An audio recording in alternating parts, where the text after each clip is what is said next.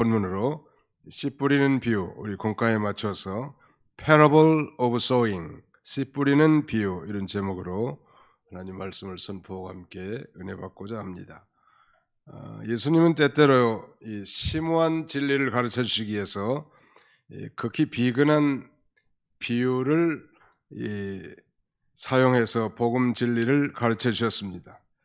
거기 9절 보시면 제자들이 이 비유의 뜻을 물으니 이르시되 하나님 나라의 비밀을 아는 것이 너희에게는 허락되었으나 다른 사람에게는 비유로 하나니 이는 그들로 보아도 보지 못하고 들어도 깨닫지 못하게 하려 함이라.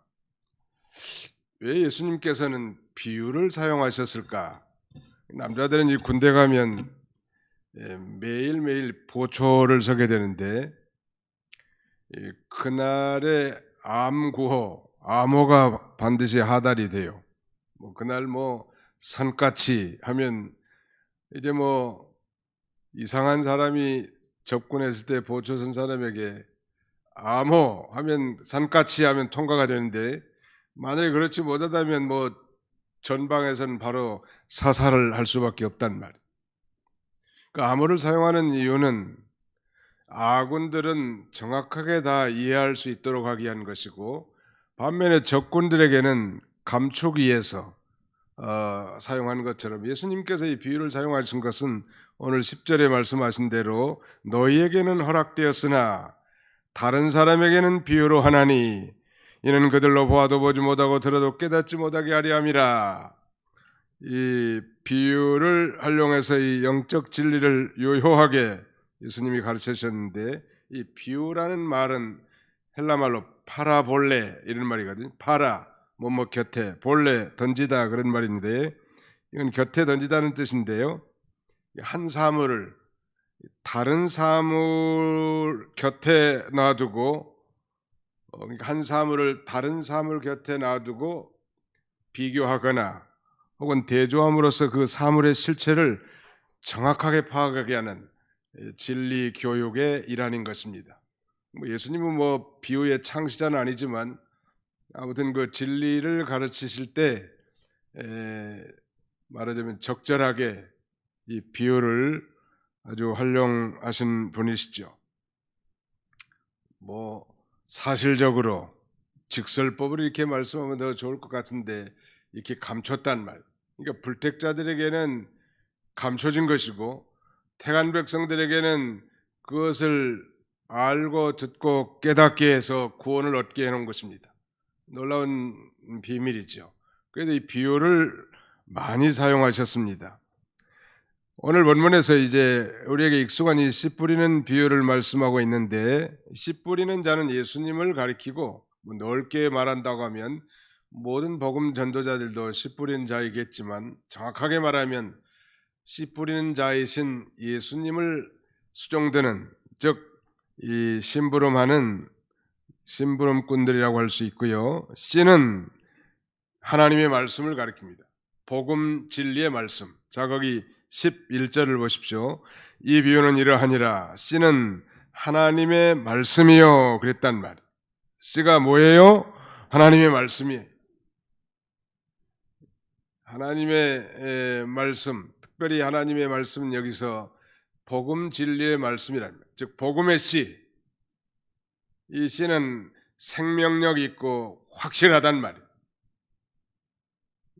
예수님께서 이 복음의 씨를 뿌리는데 우리 모두가 다 이 복음 전파의 협력자로서 예수님의 이 수종자라고 할 수 있습니다. 베드로 사도도 이제 베드로전서 1장 23절에 이렇게 말씀합니다. 너희가 거듭난 것은 썩어질 씨로 된 것이 아니요 썩지 아니할 씨로 된 것이니 살아있고 항상 있는 하나님의 말씀으로 되었느니라.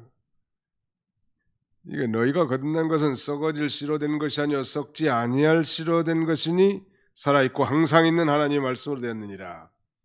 우리 거듭남의 두 가지 요소는 이 물과 성령이라고 했는데 우리는 그 물을 하나님의 말씀이라고 배운 바 있습니다. 즉 복음 진리의 말씀을 성령께서 말하자면 역사하셔서 그것이 믿어지게 함으로 소위 중생을 체험하게 하는 것입니다. 그러므로 이 씨 뿌린 자의 비유는 복음 전파에 따른 사람들의 이 마음의 이 반응과 그 결과를 말씀하고 있는데, 여기서 지금 씨는 하나님의 말씀이라고 했는데요, 그 씨가 떨어지는 곳, 그 장소, 씨가 떨어지는 이 밭은 인간의 마음을 가리키는 것이죠.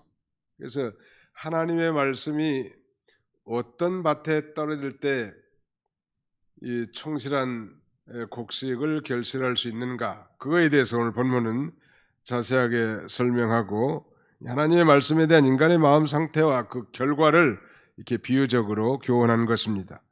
이 세상의 농사에는 좋은 씨앗도 있고 나쁜 씨앗도 있습니다만, 그래서 그 씨앗의 상태에 따라서 수확량의 다소가 결정이 되지만, 그러나 여기 예수님과 모든 전도자들이 뿌린 복음의 씨앗은 그야말로 최고의 씨앗이고 실패할 수 없는 그야말로 최고의 극상품의 씨앗입니다.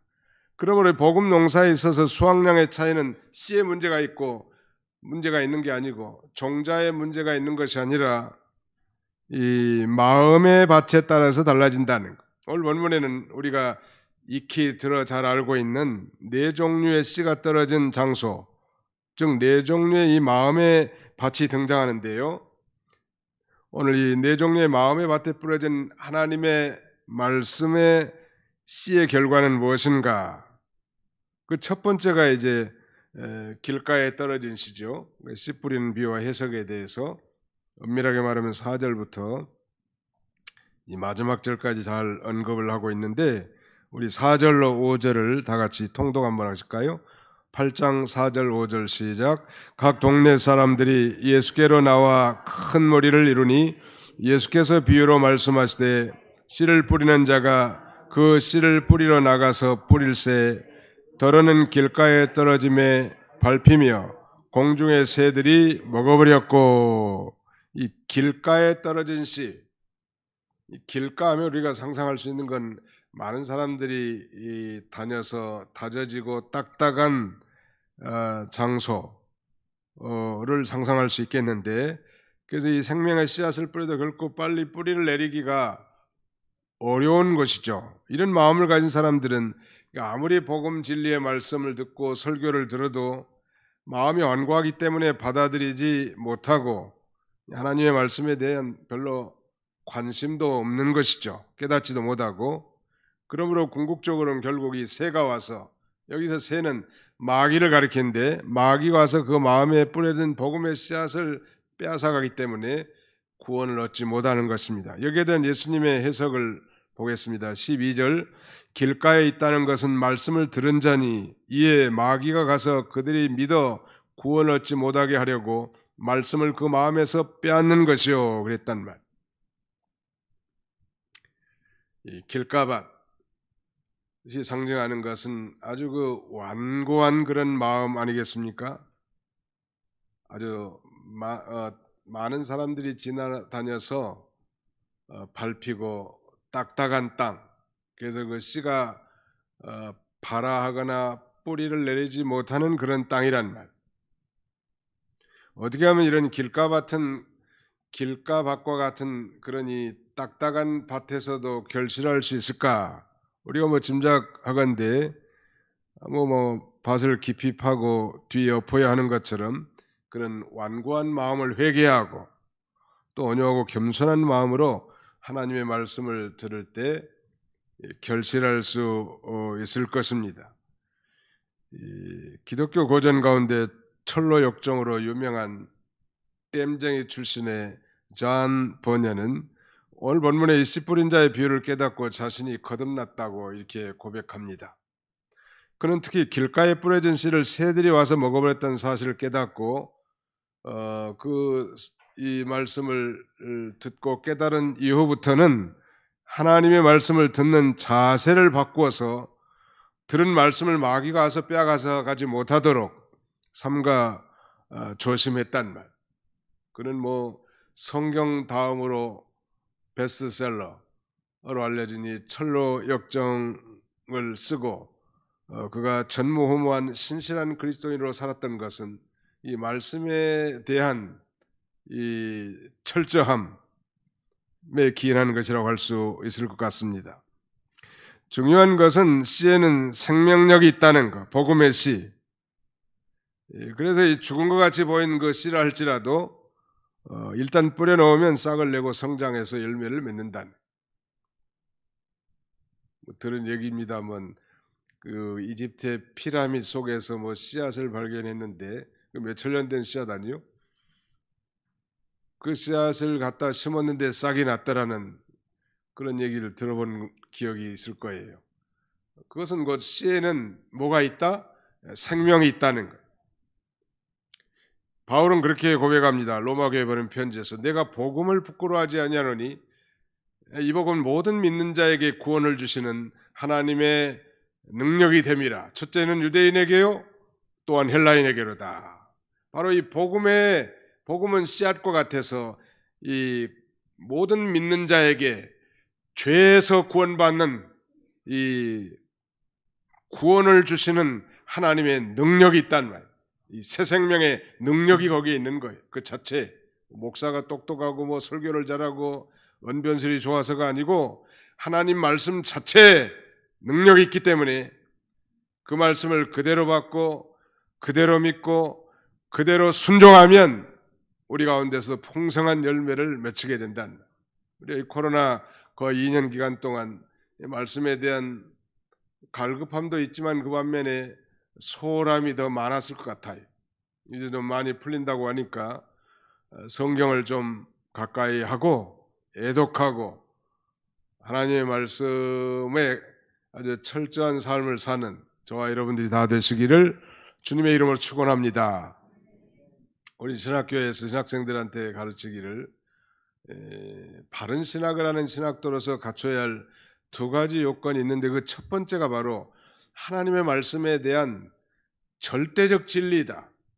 그러니까 하나님의 말씀에도 무슨 뭐 오류가 있다고 생각한다든지 뭐 상대적인 그런 관점으로 본다면 벌써 거기서부터 신학을 하는 기본 자세가 삐뚤어진 것이다. 강조합니다.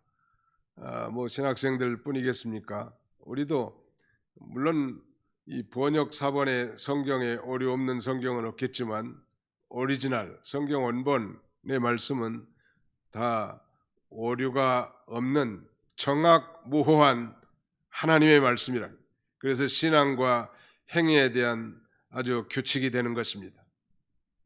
아무튼 하나님의 말씀, 이게 생명이 있다는 것. 그 다음에 바위 위에 떨어진 씨에 대해서 6절은 이렇게 설명합니다. 덜은 바위에 떨어지며 싹이 났다가 습기가 없으므로 말랐고, 거기에 대한 해석은 13절입니다. 같이 읽어봅시다. 시작. 바위에 있다는 것은 말씀을 들을 때에 기쁨으로 받으나 뿌리가 없어 잠깐 믿다가 시련을 당할 때에 배반하는 자요. 흙이 많지 않은 이 바위에 씨를 뿌렸다고 하는 것은 하나님의, 일단 뭐 우리가 상식적으로 생각하면 이 얇은 흙, 그러니까 바위에 얇은 흙이 덮여져 있기 때문에 씨앗을 뿌리면 처음에는 싹이 나겠지만 습기가 없기 때문에 더 이상 뭐 뿌리를 내리지 못하고 말라 비틀어져 죽지 않겠습니까?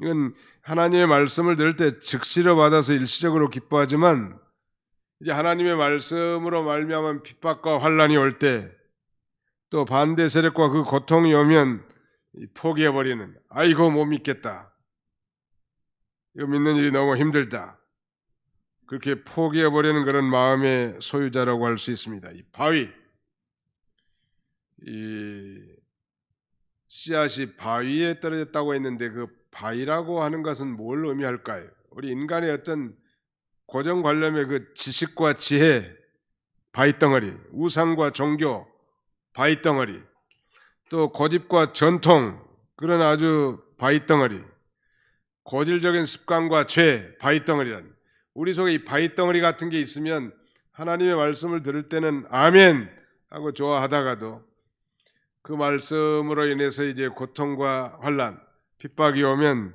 이제 믿음을 저버리는 그런 마음의 소유자라고 할 수 있겠죠. 바위 위에 떨어진 씨. 사랑하는 성도 여러분, 우리는 이 많은 재물 때문에 영생을 얻을 그야말로 천재 이루의 기회를 가졌던 이 누가복음에 나오는 그 어리석은 부자 청년을 기억할 거예요. 비록 그가 많은 물질을 가졌다 할지라도 예수 그리스도를 자신의 구주로 영접했더라면 놀라운 구원의 은총을 받을 수 있었을 건데, 그 재물을 숭상하는 맘모니즘이 그의 심령 속에 엄청난 바위덩어리였던 거죠. 반면에 이 편견과 해에 빠져 있는 이 나다나엘, 그는 친구 빌립의 전도를 받아 말하자면 예수를 믿고 후에 예수님의 제자 나다나엘, 일명 바돌로메가 됐는데, 그도 굉장한 그 편견이 있었습니다. 나사렛에서 무슨 선한 것이 나올 수가 있겠느냐, 즉 나사렛과 같은 이런 총구석에서 어떻게 구원자가 나올 수 있겠느냐, 이렇게 생각하는 이 편견에 붙잡힌 회의론자는, 그의 편견은 그의 마음속에 엄청난 안반덩어리와 같은데, 그럼에도 불구하고 그는 예수님을 만나서 그 바위덩어리 같은 편견의 바위가 깨뜨려지고 옥토같이 부드러운 마음으로 예수님을 영접하고 예수님의 제자로 부름을 받게 됐습니다. 아무튼 바위가 있는 밭을 한번 상상해 보십시오. 제주도를 삼다도라고 하는데, 그 첫 번째는 바람이 많고, 그 다음에 두 번째는 돌이 많고, 세 번째는 여자가 많대요. 아마 뭐 남자들은 뱃일하러 나갔다가 아마 파산돼서 이렇게 젊은이들이, 남자들이 많지 않은지는 모르지만 아무튼 분명한 가지 돌은 많은 것 같아요. 가보면 다니는 곳마다 뭐 밭두렁 가에 돌로 담벼락이 이렇게 쌓아지지 않았습니까? 아주 밤마다 시커먼 돌 울타리로 쌓여 있는데, 밭을 일구면서 아마 다 끄집어낸 거예요, 말하자면. 밭을 일구면, 만약에 그걸 끄집어내지 않으면 그 씨앗을 뿌려도 제대로 농사를 수확할 수 없단 말이에요. 이 돌밭이 좋은 땅이 되려고 하면 이 바위가 숨겨져 있는 그런 바위에서도 충분히 결실하려고 하면 상식적으로 그 모든 돌들 다 깨뜨려서 제거하는 것이 중요할 것입니다. 우리 찬송가 263장 E.M. 마이애스라고 하는 사람이 작시한 이 세상 험하고, 이 찬송 가사 2절에 보면 주님의 권능은 한없이 크오니 돌 같은 내 마음 곧 녹여주소서, 이런 가사가 있어요. 우리는 예수 믿고 구원받은 자들이지만 심령이 완고하지 말아요. 안고하지 않도록 날마다 회개하고 하나님께 부르짖어야 돼. 이 완고한 말의 다른 말은 강팍한 말입니다. 그 영어 표현을 보면 Do not harden your heart, 여러분들의 마음을 단단하게 하지 마십시오. 이 표현을 너희 마음을 강팍하게 하지 말라, 너희 마음을 완악하게 하지 말라, 이렇게 번역을 했는데요, 항상 마음이 좀 부들부들하도록 기도를 많이 하고 말씀에 젖어서 살면 이 심령이 좀 부들부들해져요. 그렇지 않고 이 완고한 마음 가운데, 강팍한 마음 가운데 하나님의 말씀에 뿌리를 내리기 어렵단 말이에요. 이 돌덩어리 같은 자기 지식과 철학, 종교와 우상, 고집과 전통 등을 철저하게 얘기하고 착하고 좋은 마음으로 하나님 말씀을 받아야 한다는 것. 그 베레아 사람들 우리 많이 들어보지 않았습니까? 베레아 사람들은 뭐 데살로니가 사람들보다 더 신사적이다. 그 신사적이다는 말이 더 너그럽다, 그런 말이에요. 그러니까 우리가 편견을 갖지 말고 항상 오픈 마인드를 가서 하나님의 말씀을 잘 받아들이는 자세, 이게 참 중요하다. 스펀지 같이 하나님의 말씀을 쑥쑥 빨아들인 사람, 소망이 있어요. 이 복음 진리 앞에서 편견 없이 언제나 우리가 객관적 자세를 나타내 보이라는. 그 다음에 세 번째 밭은 가시떨기 밭, 즉 가시떨기에 떨어진 씨에 대해서 7절은 이렇게 말합니다. 더러는 가시떨기 속에 떨어짐에 가시가 함께 자라서 기운을 막았고, 여기에 대한 해석을 또 같이 읽어봅시다. 14절 시작. 가시떨기에 떨어졌다는 것은 말씀을 들은 자이나 지내는 중 이생의 염려와 재물과 향락의 기운이 막혀 온전히 결실하지 못하는 자요. 어떤 분들은 이렇게 길가밭과 그 다음에는 바위밭, 즉 돌짝밭, 이 사람들은 아예 구원을 받지 못한 사람이고, 가시밭과 그 다음에는 옥토밭은 구원받은 사람이다, 그렇게 해석하는 분도 계세요. 뭐 구원의 유무야말로 복음, 즉 예수를 자신의 구주로 믿었느냐의 여부인데, 새가 와서 쪼아먹어서 구원받지 못하도록 했다고 성경도 분명히 증거한 거 보면 이 구원과는 거리가 먼 것 같고, 그러나 이 가시밭에 이 씨가 떨어졌다는 건 말씀을 들은 자라고 분명히 말씀하고, 그러나 지내는 중에 이생의 염려와 재물과 향락의 기운이 막혀 온전히 결실하지 못하는 자요. 가시밭에 온전히라는 말을 쓴 것 보면 아주 부분적으로는 열매 소출을 거둔다는 뜻 아니겠습니까? 오늘 많은 그리스도인들, 대부분의 그리스도인들의 이 삶이 이 가시밭에 떨어진 씨앗과 같은 그런 결실이 많다고 볼 수 있을 것 같아요. 더러는 가시떨기 속에 떨어짐에 가시가 함께 자라서 기운을 막았고, 이 가시덤불은 세상의 염려와 재물의 유혹을 가리킨다고 예수님이 직접 그렇게 해석한 거예요. 예수를 믿어도 세상의 염려와 재물의 유혹을 받으면 온전히 주님을 따라가기 어렵단 말이에요. 아무리 하나님이 재물을 풍성하게 축적하게 해준다고 해도 그것을 없는 것처럼 여기고 가난한 심령으로 주님을 쫓아가면 문제가 되지 않겠지만, 대개는 뭐 그리로 다 마음이 다 쏟아진단 말, 하나님을 온전히 쫓아가기가 어렵게 되는 것입니다. 그러나 이런 종류의 사람도 하나님의 말씀을 들을 때는 기쁨으로 받고 참으로 믿는 자인데, 또 교회도 뭐 교회 생활도 잘하고 봉사도 잘하지만 그 지내는 동안에 이 생활의 염려와 재물에 대한 욕심, 그리고 향락주의에 사로잡혀서 그 기운이다 글이다 빠져나간다는 말. 우리 하나님이 원하시는 건 온전함입니다. 모든 구원받은 그리스도인들을 향한 한결같은 이 주문은 온전함이에요. 우리가 다 온전한 자라고 말할 수 있는 사람은 아무도 없지만, 주님이 말씀하신 것처럼 내가 온전하니 너희도 온전할지니라 라고 말씀하셨기 때문에 우리는 그 온전함을 향해서 달려가는 그런 그리스도인이 되어야 될 거예요. 그래서 성경에 보면 마음을 다하여, with your all your heart, 여러분들의 모든 마음을 다해서 하나님을 섬기라는, 하나님이 기뻐하시는 건 그것 같아요. 마음을 다하고 성품을 다하고 뜻을 다하고 힘을 다하여 주 하나님을 사랑하고 섬기라는 전심. 하나님이 원하는 건 전심이야. 우리는 반심이나 드리고 뭐 한 3분의 1심, 10분의 1심 이렇게 드리기를 잘하는데, 하나님이 원하는 건 내 마음을 내게 다 주라는 거예요. 전심을 내게 달라는 거예요.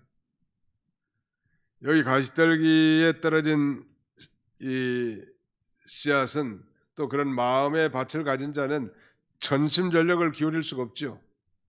거기에다 이 생활의 염려에 치우치고 재물의 욕심에 치우치고 그 다음에는 향락주의에 치우치기 때문입니다. 누가복음 21장 34절에 보니까 너희는 스스로 조심하라. 그렇지 않으면 방탕함과 술취함, 생활의 염려로 마음이 둔하여지고 뜻밖의 그날이 덫과 같이 너희에게 임하리라. 방탕함과 술취함, 그리고 생활의 염려 때문에 마음이 둔해진다는 거예요. 그러므로 스스로 조심하라고 교훈하고 있습니다. 그렇다면 이 가시덤불 같은 마음의 밭의 그 소유자가 정말 풍성한 결실, 온전한 결실을 하려면 어떻게 해야 될까요? 예레미야 4장 3절 한번 찾아봅시다. 우리 다 같이 구약성경 예레미야 4장 3절을 찾아서 같이 읽겠습니다.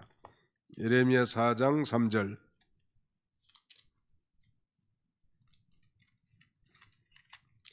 예레미야 4장 3절 같이 읽습니다. 시작.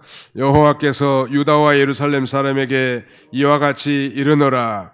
너희 묵은 땅을 갈고 가시덤불에 파종하지 말라. 파종하지 말라는 건 씨를 뿌리지 말라는 거예요. 가시를 모두 뽑아 불태우고 그 다음에 땅을 기경해서 골라야 옥토 같은 좋은 밭이 될 수 있는데, 우리가 이 세상 염려, 재리에 대한 유혹의 그 가시를 성령의 불로 다 태워버리고 날카로운 말씀의 챙기로 땅을 갈아서 뒤엎으면 좋은 땅이 될 수 있다는 거예요.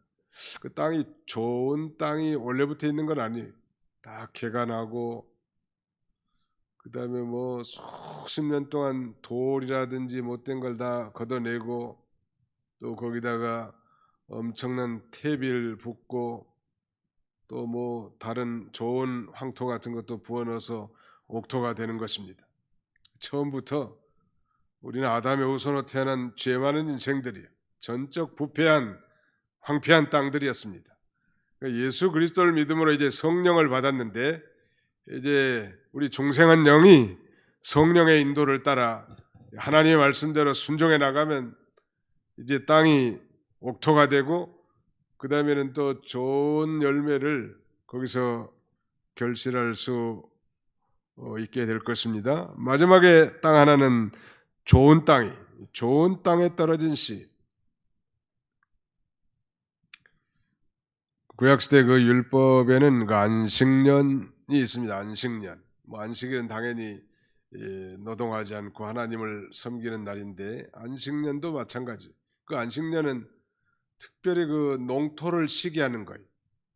그 6년 동안 농사를 해먹고 제7년 때는 휴경, 농사를 짓지 않게 해요. 그래서 땅이 다시 기력을 얻어서 농사를 잘 결실하게 하는데 아마 그 율법대로 잘 준행하면 좋은 결과가 있을 것 같아요. 너무 그냥 땅의 기력이라는 건 점점 황폐해집니다. 농사만 계속 지어 먹으면. 그래서 뭐 농부들은 노력을 많이 하죠. 퇴비들도 많이 집어넣고 황토나 좋은 흙을 섞어서 그 땅이 황폐화되지 메마른 땅이 되지 않도록 그렇게 노력을 많이 하는데 7년 때 한번 쉬면 얼마나 땅이 기력을 회복하겠냐는 말. 아무튼 성령과 말씀으로 날마다 우리의 이 모든 가시들 속에 있는 것들 다 제거하고 불태우고 기경해서 좋은 결실을 거둬야 할 것입니다. 좋은 땅에 떨어진 씨에 대해서 우리 같이 한번 읽어보겠습니다. 8절입니다. 시작. 더러는 좋은 땅에 떨어짐에 나서 100배의 결실을 하였느니라.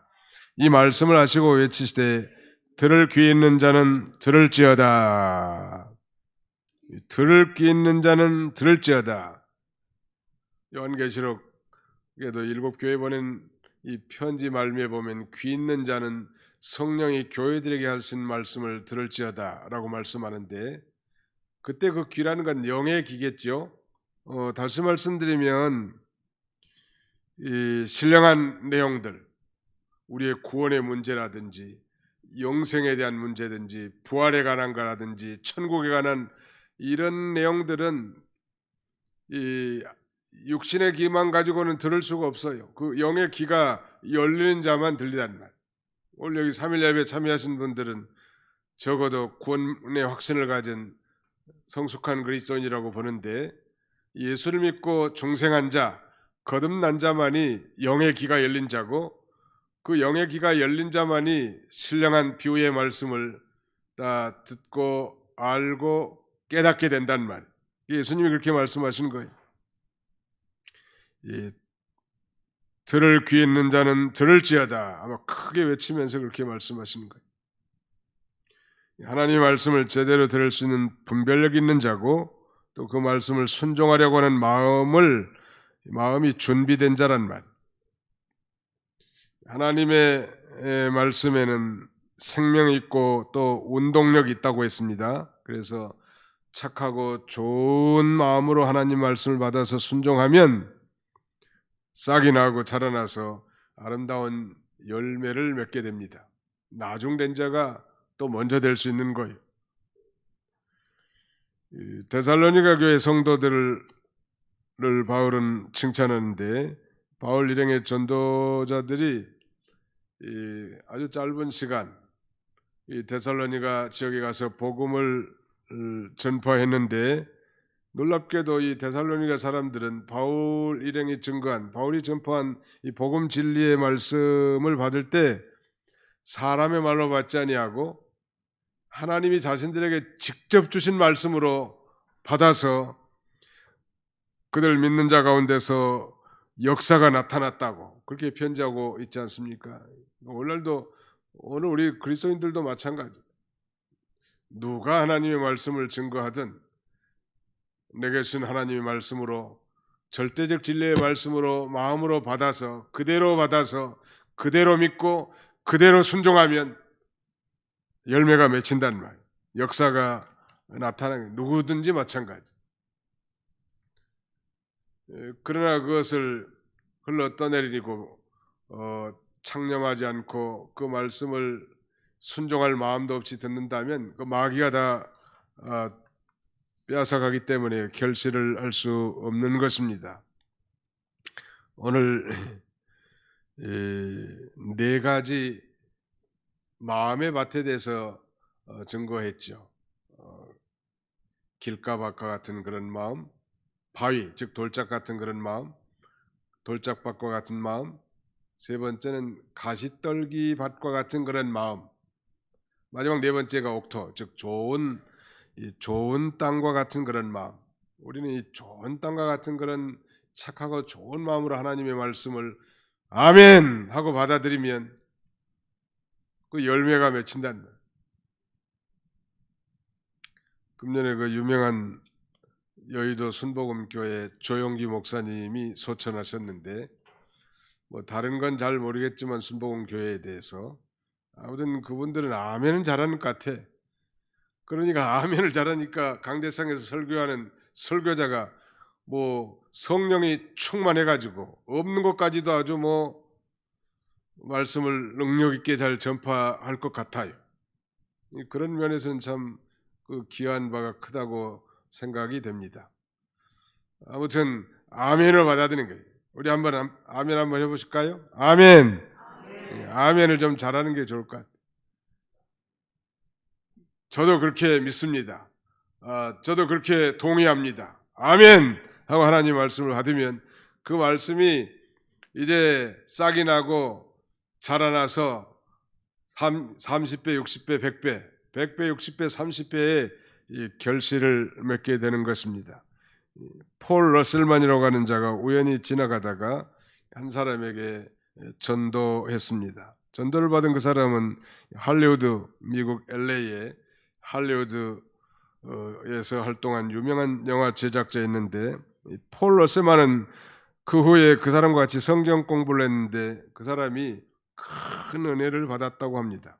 그 영화 제작자가 하는 말이 나는 그동안 영화도 많이 만들고 상도 많이 받았지만 일생 동안 사람들을 타락하게 만드는 폭력적이고 선정적인 그런 영화만 만들어 왔습니다. 이제부터는 주님을 위한 영화를 만들겠습니다. 이런 그 대단한 결단을 하고 소위 누가복음 전체를 극화 영화로 만들어서 예수 지저스라고 하는 그 영화를 만들었는데 이 영화는 소위 CCC 대학생 선교회를 창설한 빌 브라이튼 목사님이 그야말로 복음을 전파하는 데 활용했고 전 세계 약 54억의 인구가 이 영화를 다 관람하고 특별히 인도 같은 이 무명인들이 많은 미개지에서는 수많은 사람들이 그 예수란 영화를 통해서 주님 앞으로 돌아오는 회심의 역사가 일어났다고 합니다. 말씀드린 요지는 우연히 길 가다가 전도한 한 사람으로 말미암아 100배의 열매를 맺힌 좋은 예라고 할 수 있지 않겠습니까? 자신의 삶을 회개하면서 정말 영원한 가치 있는 일에 대한 결단, 이걸 우리 주님이 원하시는 것이죠. 오늘 여기 앉아 계신 한 분 한 분들도 다 하나님의 그러한 역사하심이 다 있을 거예요. 개인적으로 정도와 방법의 차이는 있지만은, 그래서 우리가 앞으로도 더 험악한 세월이 계속될 것이고, 그 다음에는 핍박과 환난, 전염병, 그 다음에는 전쟁, 이런 것들이 더 극심할 수밖에 없겠지만, 그럼에도 불구하고 우리가 이 하나님의 이 절대적 진리의 말씀, 복음 진리를 굳게 붙들고 믿음으로 나간다고 하면 나를 통해서, 아니 우리 교회를 통해서도 이 놀라운 이 열매가 많이 맺히게 될 줄로 확신합니다. 반복합니다만 예수님께서 비유로 말씀하신 이유는 이 하나님 나라의 비밀, 즉 구원과 내세, 영생과 천국, 이런 것을 택한 백성들에게는 알게 하시지만 불택자는 보아도 보지 못하고 들어도 깨닫지 못하게 하기 위한 이중 목적이, 제가 오늘 설교 화두에서 우리 군대에서 암호를 사용한다고 했는데, 아군들에게는 잘 알고 익숙하게 사용하고 적군들은 알지 못하고 우리가 그 적을 발견하기 위한 것이라고 한 것처럼 예수님이 비유를 쓰신 건 바로 그거예요. 그러니까 이 불택자들은 아무리 듣고 보아도 알지도 못하고 깨닫지도 못하고, 그래서 마침내 구원을 얻지 못한 것입니다. 그들이 구원받지 못한 책임은 바로 이 그들의 책임이요. 반면에 우리가 예수를 구주로 믿고 누군가의 복음 전파를 통해서 구원을 얻은 것은 놀라운 하나님의 은혜라고 할 수 있습니다. 우리가 이 비유의 말씀을 다 확실히 깨달은 자들인데요, 이론적으로만 간직하는 그런 정도에 머물지 말고 우리의 삶 가운데 이렇게 풍성한 열매를 맺히는 좋은 땅, 착하고 좋은 마음으로 말씀을 듣고 순종하는 저와 여러분들이 다 되시기를 주님의 이름으로 축원합니다. 기도하겠습니다. 기도합시다. 살아계신 우리 아버지 하나님께서 오늘도 사랑하는 주의 백성들을 일부는 이 현장에서 함께 이렇게 예배하게 하시고, 또 일부는 가정에서 온라인으로 함께 귀 기울이며 예배에 동참하도록 우리 하나님 역사해 주신 것을 진심으로 감사하고 감사를 드립니다. 하나님의 인도하심의 섭리를 통하여 참으로 오늘날까지 우리가 믿음으로 여기까지 이렇게 걸어왔지만, 내가 원하지 않는 난관과 어려움과 핍박과 곤란과 질병과 고난과 역경을 당한 것은 우리 하여금 좌절하고 낙심하게 하는 것이 결코 아니라, 그런 가운데서도 우리 하나님이 임마누엘의 하나님이 되심과 하나님이 우리와 함께 하심과, 그 하나님은 전능하신 하나님일 뿐만 아니라 우리가 이제 예수를 자신의 구주로 믿고 구원받은 하나님의 자녀들로서 믿음으로 살도록 우리를 권고하신 것이라고 하였사오니, 우리가 환경의 호불호와 상관없이 언제나 하나님이 나와 함께 계심을 믿고 그 하나님이 전능하심을 믿고 이 난관과 어려움을 잘 통과할 수 있는 믿음의 용사들이 다 되게 주시옵소서. 오늘 누군가의 복음의 씨앗을 뿌림을 통하여 우리가 구원과 영생을 얻었고 하나님을 아버지로 섬기고 영원한 천국 기업의 상속자가 되었사오니, 자비로우신 우리 아버지 하나님, 아직도 하나님도 알지 못하고 죄가 무엇인지도 모르고 구원과 영생도 모르고 천국과 지옥도 모르는 어두운 가운데 처한 자들에게 이 복음의 씨앗을 뿌리는 거룩한 비전을 가지고 아버지 꿈을 꾸며 기도할 수 있는 우리 모두가 되도록 우리 하나님 아버지 함께해 주시기를 간절히 바라옵곤 합니다. 뿐만 아니라 우리의 심령 상태가 돌짝밭과 같고 가시밭과 같고 길가와 같은 그런 심령 상태가 되지 않도록 날마다 회개하고 성령의 인도와 주장을 받아 착하고 좋은 마음으로 하나님의 말씀을 받아 많은 열매를 맺힐 수 있는 축복된 백성들이 다 되도록 우리 하나님께서 인도해 주시옵소서.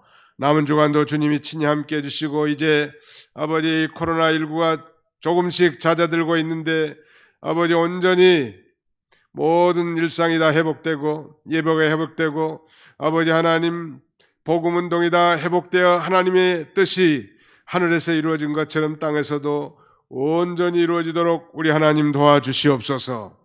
주께 모든 것을 맡기옵고 감사드리오며 예수님의 이름으로 기도하옵나이다. 아멘.